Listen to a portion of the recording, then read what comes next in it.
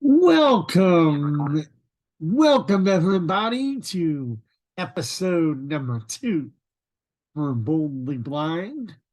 And let's just call this, or maybe if not episode number 2, episode 1 addendum, because there was one thing that we did not get to in episode 1, as I was giving a little bit of a scope of what to expect on this podcast as what we expect on the blog. And I didn't introduce the host, namely me. And why am I the one to do this broadcast, this podcast? Well, in short, I am blind, have been since age 4. Well, really before that, but that's because I was born with the condition that would lead to my retinal detachment, and that would basically make the lights go out at age 9. I went to the Indiana School for the Blind up until I was a freshman in high school. I learned how to navigate the world of mobility, both as a large print user when I was a little kid and when I was going blind totally.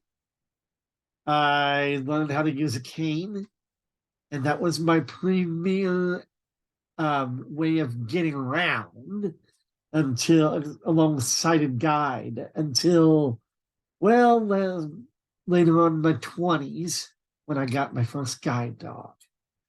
But then after my in my 9th grade year, the scene shifted. And I switched over from the blind school to being in a fully sighted big world of public school, Noblesville High School, from whence I graduated in 1991. Big change. Big recognitions that, well, even though I had kind of let the punches direct me up until that point, I had to learn how to direct and, well, sometimes pull the punches as I learned to navigate and advocate for myself, even though up until a certain point, my parents had been mostly my advocates. And so as I went from high school to college, advocacy kind of became a system of trial and error, if you will. Why is that? Because I had kind of been branded as a pioneer going into high school, going into Noblesville High School, being the first blind student to go through totally blind, and graduate. Then, rather than rejoin the blindness community in Indiana and go to a larger school, I went pioneer trailblazing again to Seward, Nebraska for college. Best decision I ever made.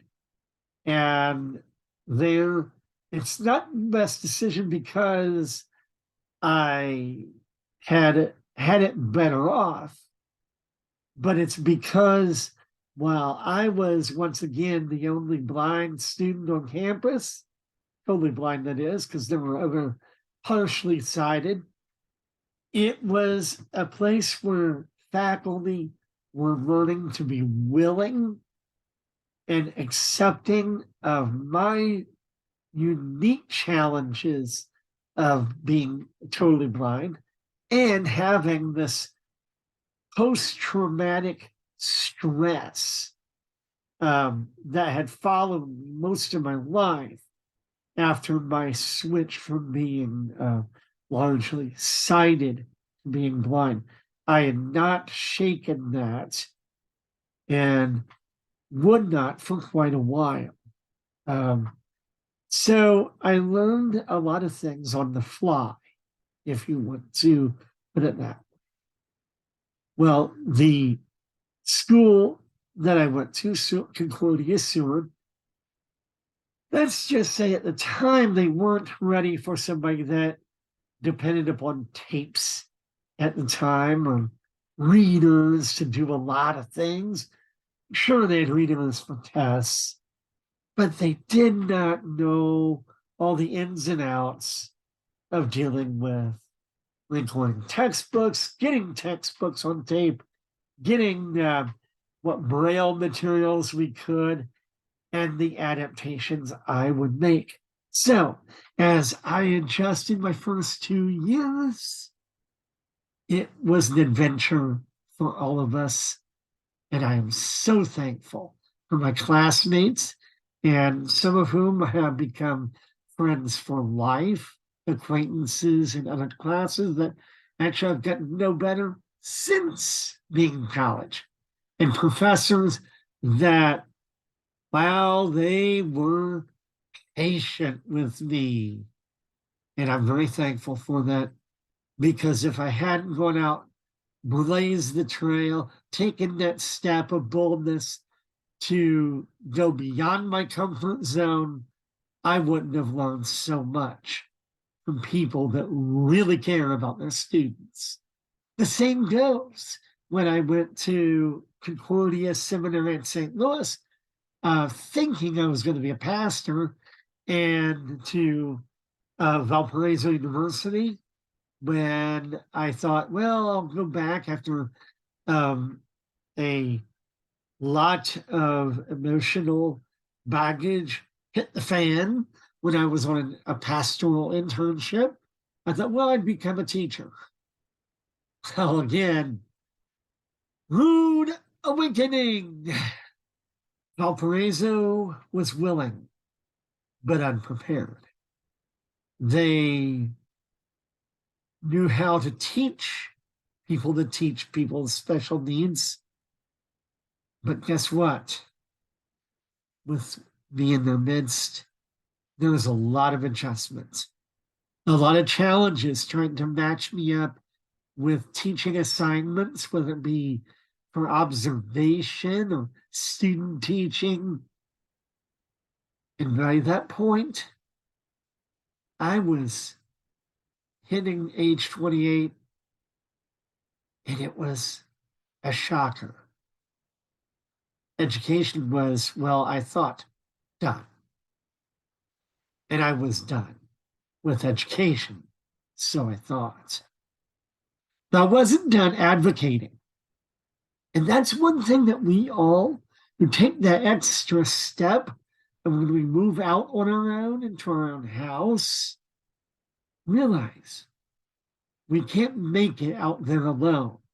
We have to find other people who are blind, or if we're have another disability, to find other people like us so we can learn from them, whether it be how to deal with transportation, shopping, going to the doctor, finding some hobby to get involved with, or how to find a new church if you've been going to church all your life.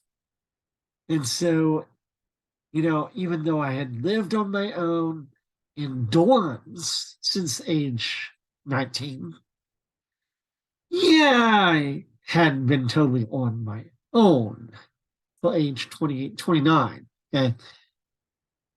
And that's when it hit me. I needed to really step up my act and advocate, learn more about these areas that were consuming for all of us who are blind. And I did. That's when this whole journey of self-advocacy began to take root. And it took root in jobs that I held with the federal government over the next few years. It took root in activities I did. I was a an outreach coordinator for several outreach centers for the blind hosted by various churches where I lived in St. Louis and Philadelphia, Little Rock, Arkansas, Kansas City, Missouri, and Santa Barbara. And I also was able and privileged to serve as the editor of the Lutheran Messenger for the Blind, which was a magazine for 13 was a magazine of devotions, of informative articles on current events, Bible studies.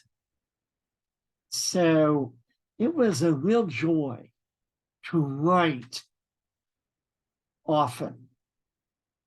And I learned to write and coordinate with a co-editor to get other magazine articles that were not in Braille from various Christian publications into Braille, so that people who cannot see could read it either in Braille or by email or large print or cassettes.